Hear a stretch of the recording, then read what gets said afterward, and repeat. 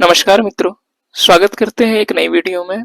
जिस वीडियो के अंतर्गत हम लोग बात करेंगे उत्तर प्रदेश सेवा चयन आयोग। इस बार पहली बार उत्तर प्रदेश शिक्षा सेवा चयन आयोग यूपीई एजुकेशनल सेवा चयन आयोग प्रयागराज पेपर करा रहा है।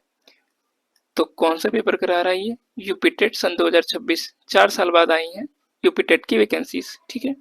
एडवर्टाइजमेंट नंबर 1 प्रथम यूपी टेट सन 2026। ये निर्देश पुस्तिका है, 32 पेजों की है। सारे पेज नहीं पढ़ना है, जो इंपॉर्टेंट है उससे रिलेटेड कुछ चीजें देख ली जाए। तो सबसे पहले यूपी टेट वर्ष 2026 पहली चीज हुई।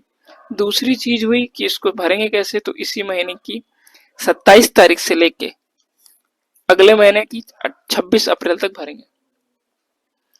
कुछ गलतियां हो जाएंगी, फॉर्म भरने में गलतियां तो होती हैं, तो 1/5/2026 तक उस गलतियों को सुधारा जाएगा।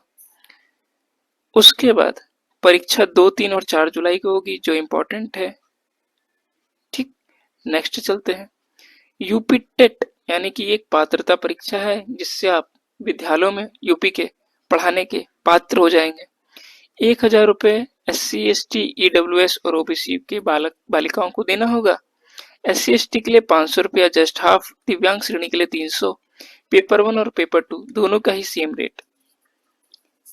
भर कौन सकता है, इसके लिए पात्र कौन है? एलिजिबल 1 से 5 अगर आपको पढ़ाना है बच्चों को, तो आपको DLED होना चाहिए, जिसका नाम शुरू में BTC हुआ करता था। अगर आप अंतिम वर्ष के छात्र या छात्रा हैं तो भी भर सकते हैं, और आपका स्नातक होना चाहिए। इसी तरह की 2-3 चीजें दी हुई हैं, इसे आप देख सकते हैं डाउनलोड करके। और 6 से 8 अगर आपको पढ़ाना है तो इसमें भी DLED ही है, सेम वही चीज है। और बीएड के साथ अगर लास्ट ईयर में है तो भी भर सकते हैं। 50% नंबर होने चाहिए। और थर्ड में देखा जाए तो 45% नंबर होना चाहिए स्नातक और प्रास्नातक में। ठीक है, ये आप तो हुई एलिजिबिलिटी की बात। और ऊपर पैसे की बात हो चुकी है। 1000 रुपये का फॉर्म, 1 से 5 तक का एलिजिबल। ये सारी चीजें अगर हो गई हो तो पेपर देंगे कैसे? यूपी टेट की परीक्षा होगी, आयोग कराएगा। 1 से 5 अगर आपको पढ़ाना है तो आपने अगर सीटेट का पेपर दिया हो तो सेम यूपी टेट का भी परीक्षा होता है। CDP जिसे हिंदी में बोलते हैं बाल विकास एवं शिक्षण विधि यानी कि CDP, 30 क्वेश्चन और 30 अंक के।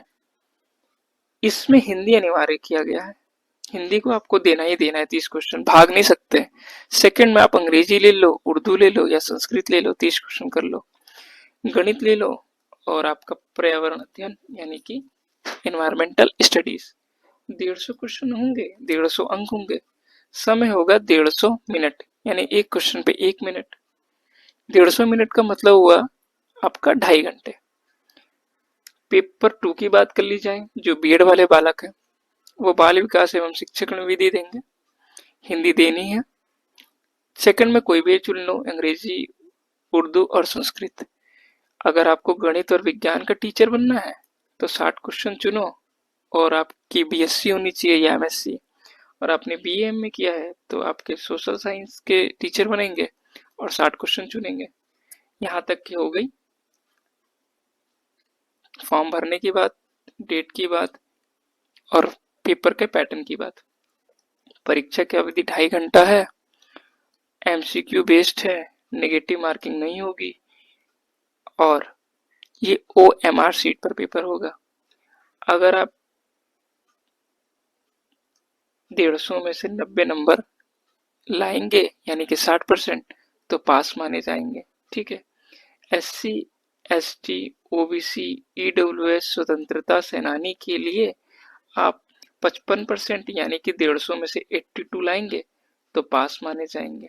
ठीक, ये हुई बात पास होने की और फेल होने की। आप शिक्षक कहलाएंगे उच्च माध्यमिक और प्राथमिक स्तर के। ठीक, इतनी बातें, एक चीज हम लोग डिटेल जान गए। तो फॉर्म आ चुका है, मतलब अभी नोटिफिकेशन आया, फॉर्म की डेट आएगी उस टाइम पे फॉर्म भर लीजिएगा। नोटिफिकेशन निकाल लीजिएगा सिलेबस का, और एक जगह पे चिपका के या कॉपी में रख के एक एक चीज बारीकी से पढ़ते जाइएगा। ठीक है, बस इतनी ही वीडियो में अभी तक की